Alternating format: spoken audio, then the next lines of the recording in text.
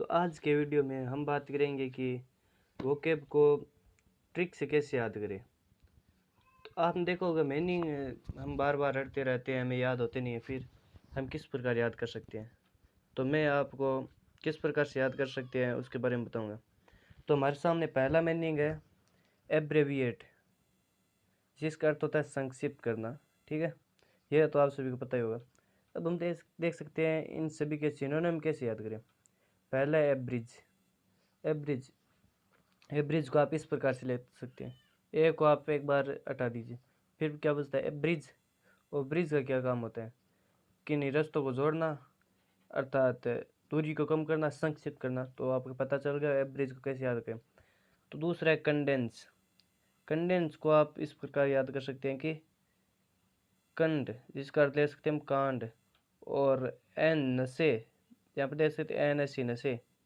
ठीक है, नशे। और जो नशा और कांड करेगा उसकी लाइफ भी तो संक्षिप्त होगी।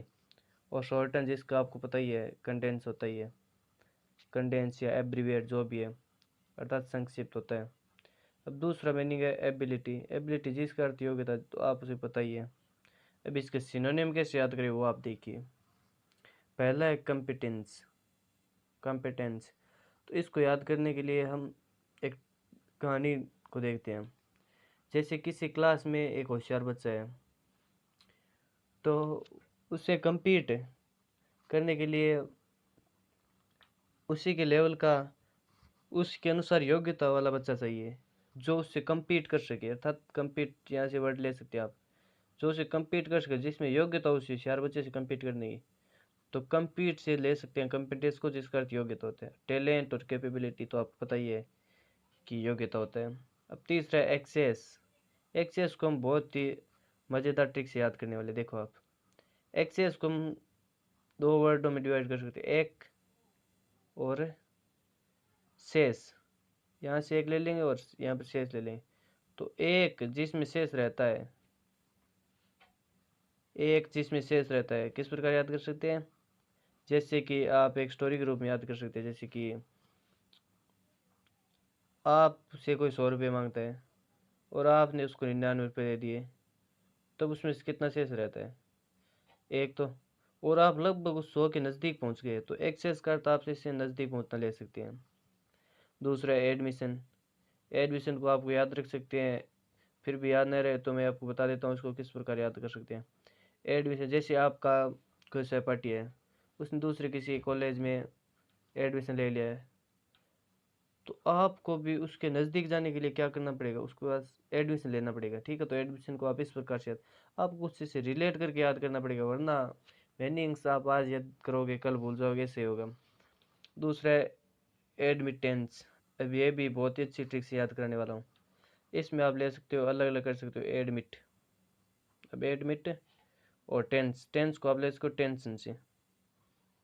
जब आपका परिजन या फिर कोई भी दोस्त वगैरह अगर किसी हॉस्पिटल में एडमिट हो, तो आपको हो जाती है टेंशन। तो आप उस टेंशन को दूर करने के लिए फिर आप देख के आते हो, उसके पास नज़दीक जाते हो कि वो किस हालात में है। तो इससे याद कर सकते हैं एडमिटेंस को। अप्रोच, अप्रोच को तो याद कर सकते हो अप्रोच, इस प्रकार से रिलेट करके याद कर लेना। ठीक है, आई होप आपको समझ आ रहे होंगे। अब चौथा मीनिंग है एक्यूज। ACCUS, accused. एक्यूज का अर्थ होता है दोषी, जिसके सिनोनिम आप देख सकते हो ब्लेम, चार्ज, क्रिमिनेट। अब ये दो तो आपको याद रह जाएंगे। वैसे क्रिमिनेट को भी आप क्रिमिनल से जोड़कर याद रख सकते। क्रिमिनल, क्रिमिनल जो दोष करता है, जो क्राइम करता है, तो आप इसको क्रिमिनेट से याद करके दोषी बना सकते हो। अब हमारा पांचवा मीनिंग है एंजाइटी। ANXIETY, एंजाइटी यानी चिंता। इसका सिनोनिम है टेंशन, वरी, ड्रेड। टेंशन और वरी तो आप याद कर लोगे। अब हम इसको ड्रेड को रिलेट करते कैसे करेंगे। ड्रेड में से डी हटा दियो दीजिए और रीड, आज बाद में मतलब रीड। तो रीड को हम इस प्रकार से ले सकते हैं कि जैसे आपके पास कोई ख़राब न्यूज़ आई और आपने उसको रीड किया, तो आपको उसको चिंता हुई। ठीक है, तो इस प्रकार आप वर्ड मीनिंग को याद कर सकते हैं। तो दोस्तों नेक्स्ट 6 मीनिंग हम दे सकते हैं एनालिसिस, जिसका अर्थ होता है विश्लेषण या जांच पड़ताल करना। तो इंक्वायरी, आपने नाम सुना ही होगा, इंक्वायरी कमेटी, जांच पड़ताल करने वाली जो कमेटी होती है। तो इस प्रकार से आप इंक्वायरी को रिलेट कर सकते हो इस लेसन से। अब रिव्यू को हम बहुत ही अच्छी तरीके से याद करने वाले हैं। जैसे आप क्रिकेट मैच तो सभी देखते होंगे, तब कोई रन आउट हो जाता है तो एम्पायर उसका रिव्यू लेता है, वो चेक करता है कि वो आउट है या नहीं है, तो इसको विश्लेषण करता है, जांच करता है। अब द स्क्रूटनी को हम बहुत ही अच्छे से याद करेंगे। इसको हम स्क्रू कॉल कर लेते हैं।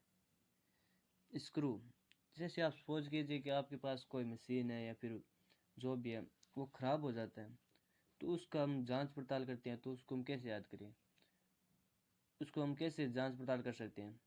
तो हम वो स्क्रू को खोल कर उसे देख सकते हैं अंदर क्या है, कुछ है, खराबी क्या है। तो इस प्रकार से उसकी जांच पड़ताल कर सकते हैं। देखो, वर्ड मीनिंग्स को आप ऐसे रट तो नहीं सकते, ऐसे रिलेट कर करके याद कर सकते हैं। तो नेक्स्ट है एशियंट, जिसका अर्थ होता है प्राचीन। अब एशियंट को, जैसे आप सभी को पता ही होगा प्राचीन होता है, लेकिन फिर भी अगर याद नहीं रहता तो मैं बता देता हूँ। एशियंट में से एस सी को हम अलग कर लेते हैं। और आप ही देखिए ई एन टी को हम एंड से ले लेते हैं, ए एन टी से, ठीक है। तो ए एन टी, इसका अर्थ होता है विपरीत, एंटोनिम्स होता है ना, उसे निकल कर आया शब्द है। तो जिस, अभी हमारे पास एसी है, तो एसी के विपरीत कौन सा समय था, मतलब अब से विपरीत कौन सा समय था? प्राचीन काल में एसी नहीं थी। तो इससे हम रिलेट कर सकते हैं। अब हम देखते हैं ओब्सोलेट, जो कि सिनोनिम है। जैसे लेट से हम ले सकते हैं लेट, LATE। तो लेट मतलब देर होना।